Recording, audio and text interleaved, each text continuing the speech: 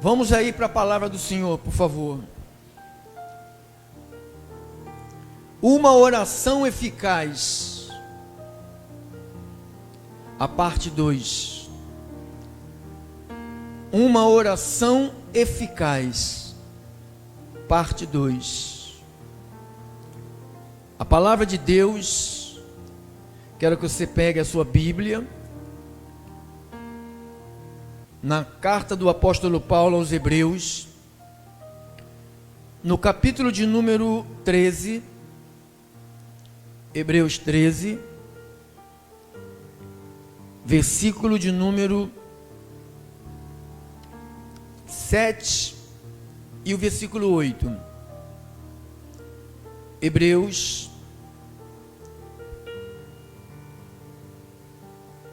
13, 7. Diz assim a palavra do Senhor: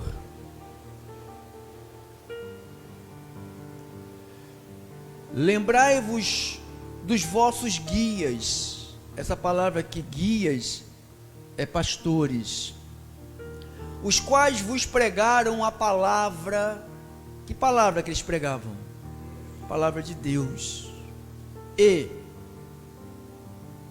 considerando atentamente o fim da sua vida, imitai a fé que tiveram.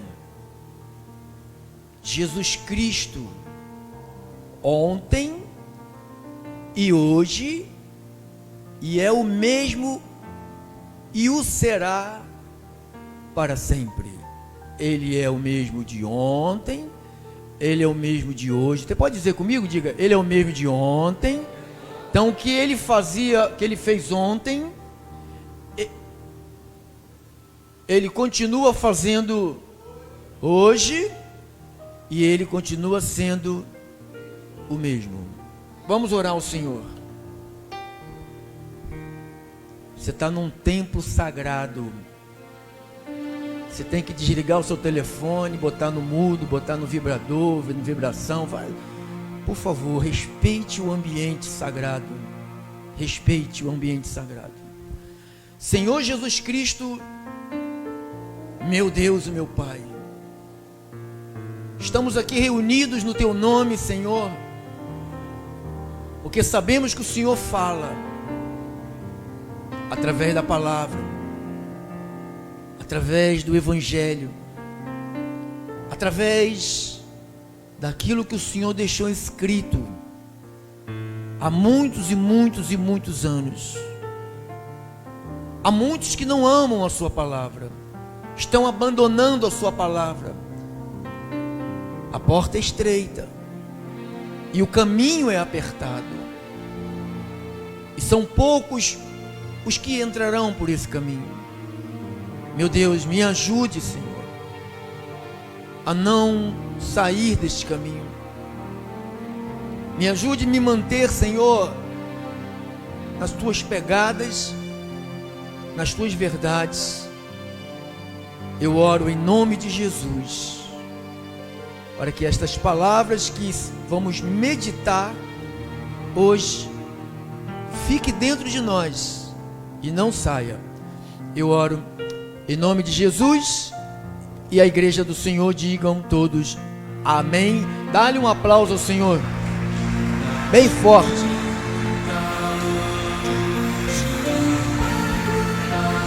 Glórias a Deus. Obrigado, irmãos, abençoados, irmãs abençoadas. Daqui a pouco nós vamos orar, tá? Uma oração eficaz. Oração, clamor, imploração, súplica, prece, rogo. Eficaz, que tem efeito, que tem resultado, que não falha. Eu te apresentei aqui um versículo, que eu vou te apresentar outro já.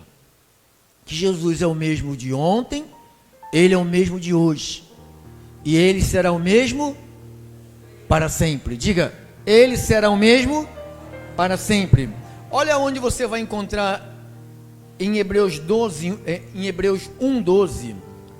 Hebreus capítulo 1, versos 12. Bota no 11, minha irmã abençoada. eles perecerão, e tu, porém, permaneces. Sim, todos eles envelhecerão qual veste,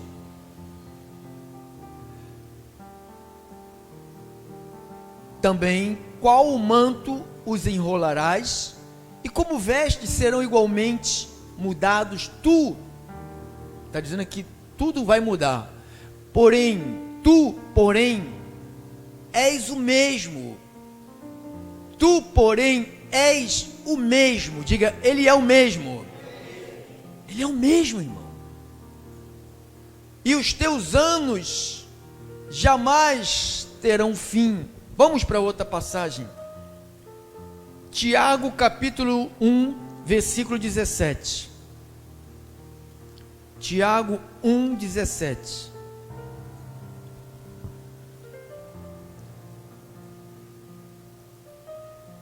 Toda boa dádiva e todo dom perfeito são lá do alto, descendo do Pai da onde? Do Pai das luzes, em quem não pode existir, nele não existe variação, nem sombra de mudança. Então quer dizer que Deus não muda. Diga assim, ele não muda. Diga, ele é o mesmo de ontem, de hoje e de amanhã. Olha o que o apóstolo Paulo escreveu aqui também para Timóteo, 2 Timóteo 2,13. 2 Timóteo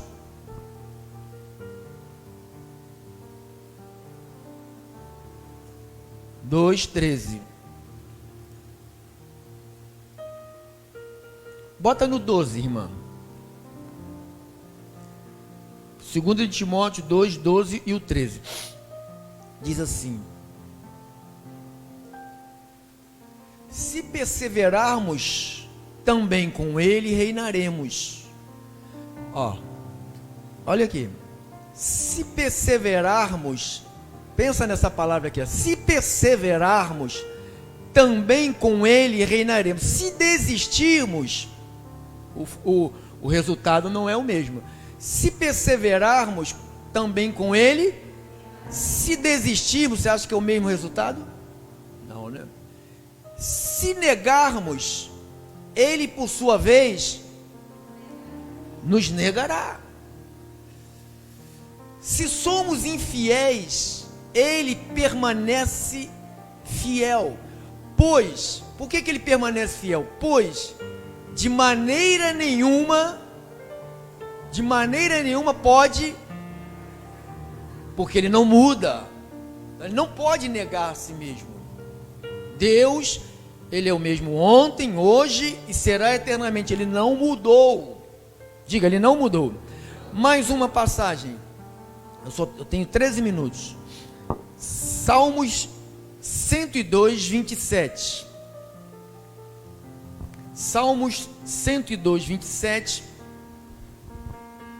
O autor diz assim, Salmos 102, 27. Tu, porém, és sempre o quê? O mesmo. E os teus anos jamais terão. Tu, porém, és sempre. O que ele é sempre? O mesmo. Agora vamos ver o último livro do Antigo Testamento, chamado Malaquias. Ele falando para Israel.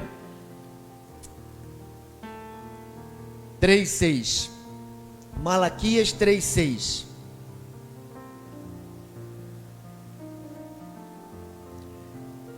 Porque eu, o Senhor, o que acontece com ele? Não mudo. Porque eu, o Senhor, não. Por isso, vós, ó filhos de Jacó, não sois consumidos. Por que ele falou que se ele mudasse, ele consumiria os filhos de Jacó? Porque eles viviam errando, igual a gente. Porque eu, o Senhor, não mudo. Diga, Deus não muda. Diga, Deus não vai mudar. Diga, eu posso mudar. para melhor ou para pior, mas o meu Deus, Ele não vai mudar, Ele continuará sendo o mesmo. Eu disse ontem na nossa live, geralmente a gente procura imitar coisas, repetir coisas que estão dando certo, né? E se você pegar a Bíblia e buscar, ontem nós fizemos uma pesquisa, algumas pessoas participaram, né? De homens que fizeram orações, falaram com Deus, e esses homens que falaram com Deus tiveram respostas de Deus.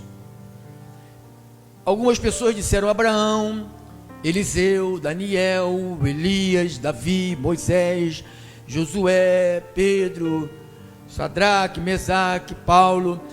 Então, Ana, vários personagens da Bíblia tiveram momentos de oração. Num momento de dificuldade, esses homens entraram numa batalha em oração.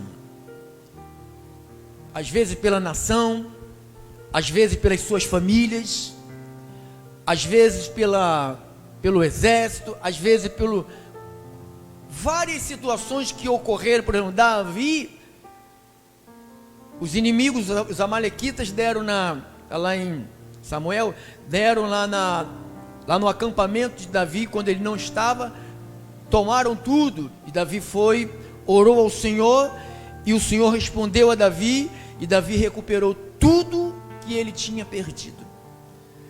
Então você pode perceber aqui, se Deus não muda, quem acredita nisto, irmão?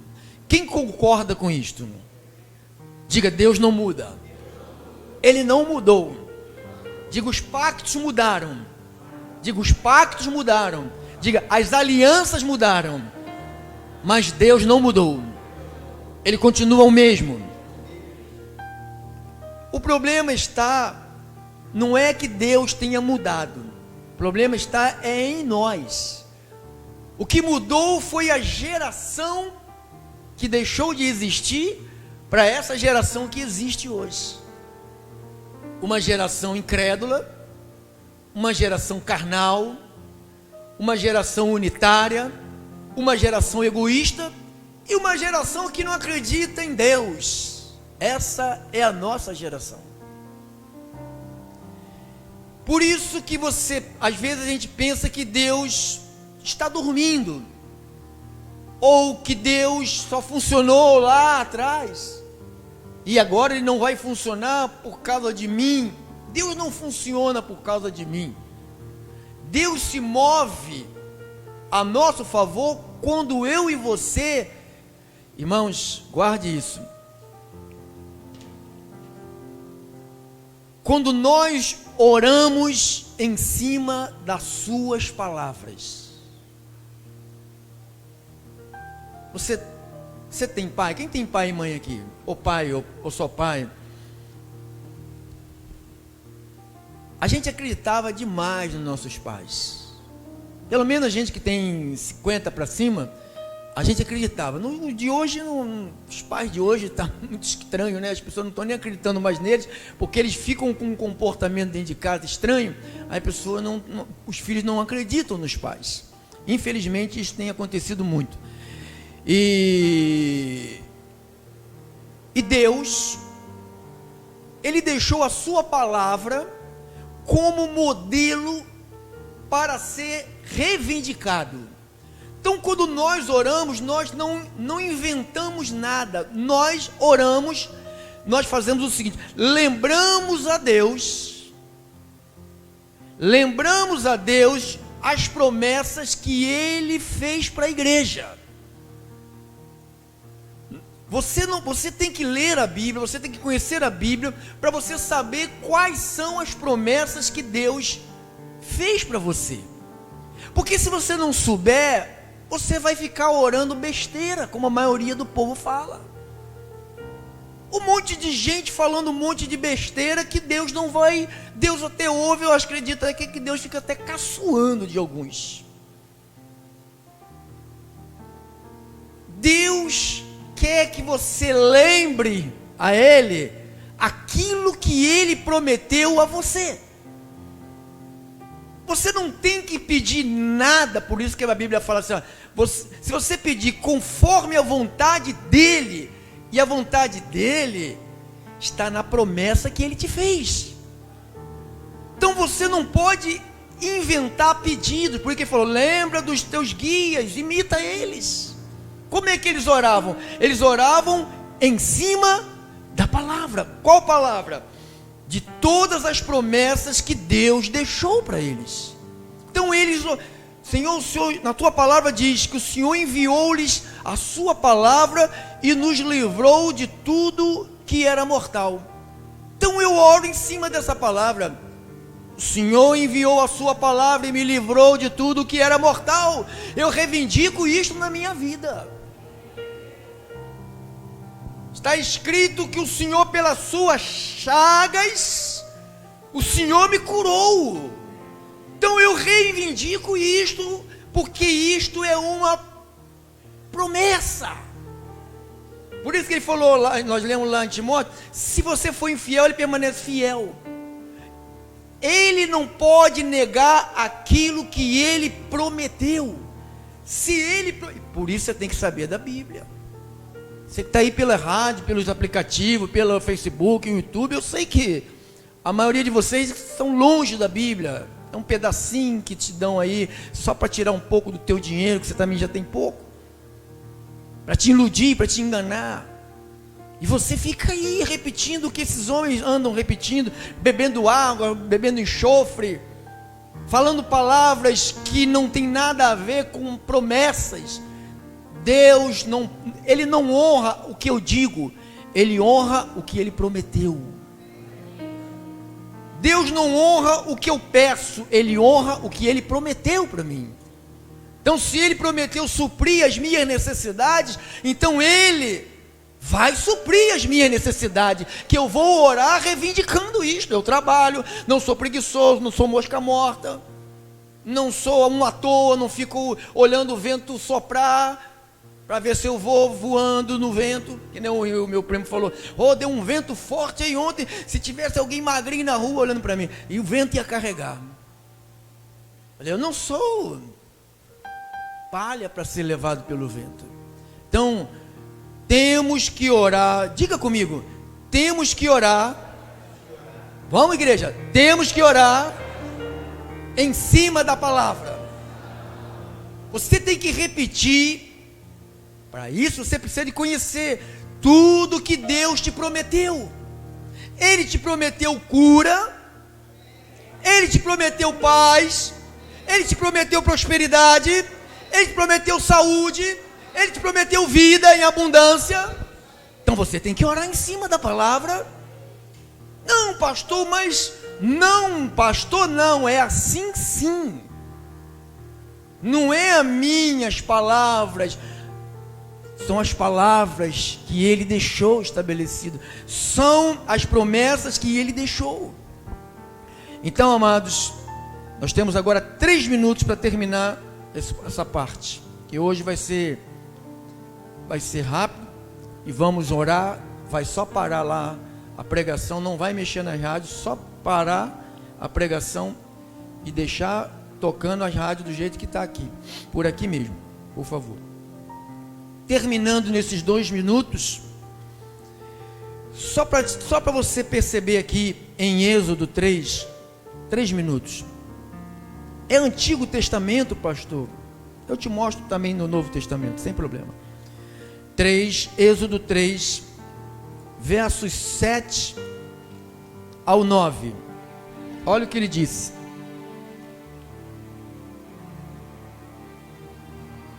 Disse ainda o Senhor, certamente vi a aflição do meu povo que está no Egito, e ouvi o que? O seu clamor, por causa dos seus exaltores, conheço-lhe o sofrimento. Por isso desci. Olha Deus falando, irmão. Por isso desci a fim de livrá-lo da mão dos egípcios, e para fazê-lo subir daquela terra, uma terra boa, ampla, terra que mana leite e mel, lugar dos cananeus, dos heteus, dos amorreus, dos fariseus, dos heveus, dos jebuseus, pois o clamor dos filhos de Israel chegou até a mim.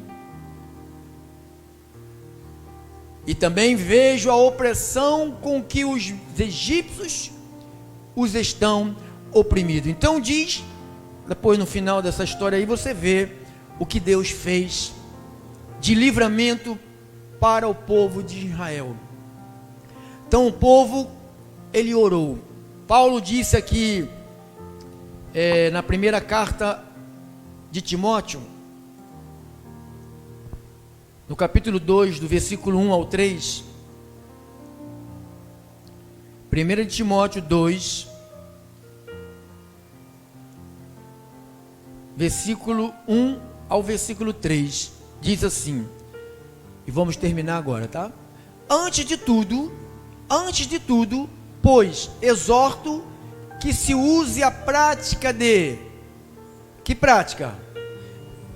Ele fala que suplicar foi algo que foi feito lá atrás, se tornou uma prática. Então tem que se repetir isto, tem que se suplicar a Deus. Tem coisas que você tem que suplicar, a não ser que o que você está orando não vale a pena.